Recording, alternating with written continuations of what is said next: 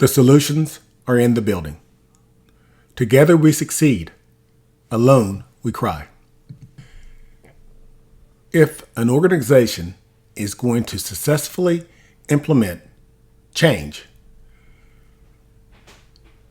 the people have to work together.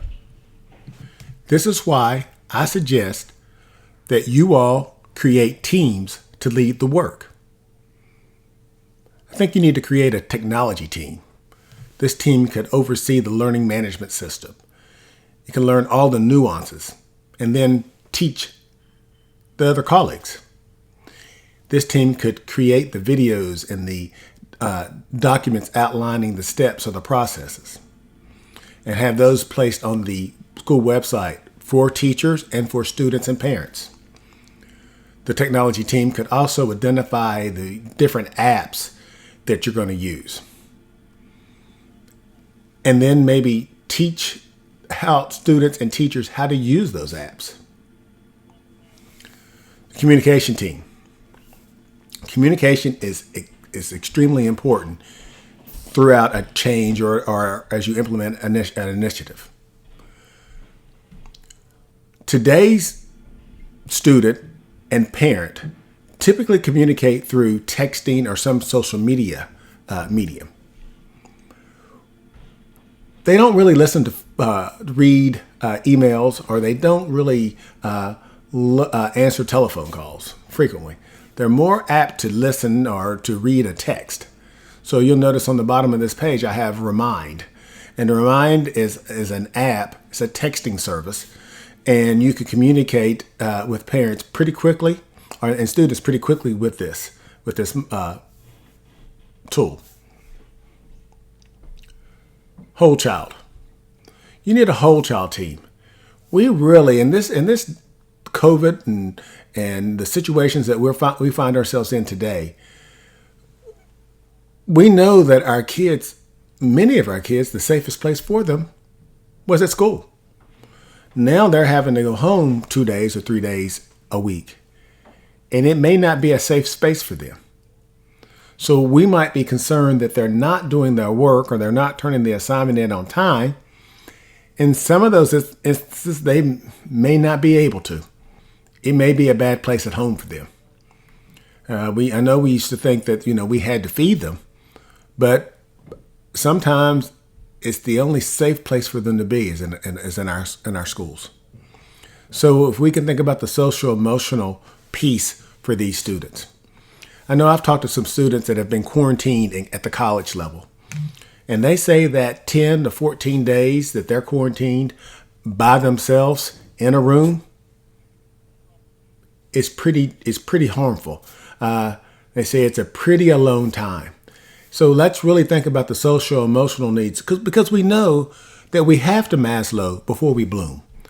It has to happen. So how do we incorporate, what kind of things can we do? How can we involve counseling? How can we identify students that might need counseling and try to help them through this process? This is a difficult time. It's not only new for us as teachers, it's new for the student.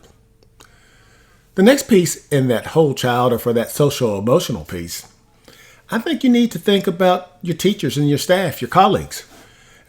Because it is tough on them. So what kind of things, teachers really for the most part are overachievers. They really try.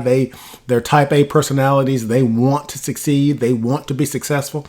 And as you implement this virtual learning and all the new pieces and moving parts, along with students maybe not jumping in and being able to fly immediately, that's got to be detrimental to our teachers' psyche as well. So what kind of things are we doing to help them? And then motivation. I think encouragement and motivation are important. So what kind of rewards and incentives, what kind of things do we do to keep everyone excited? And so if you think about these teams, and this is just a sample, but technology team to kind of get into the learning management system and the different apps and be experts in that, help teach the students, help teach your colleagues, place the documents and the videos online for parents and students to see, the how-to videos. Communication team, because communication is important, but we have to understand how we're going to get the most what tool do we need to use to get the most, to let the most people hear us? But we also make sure that we need to make sure that we hear them. So we have to be able to communication's got to be two-way.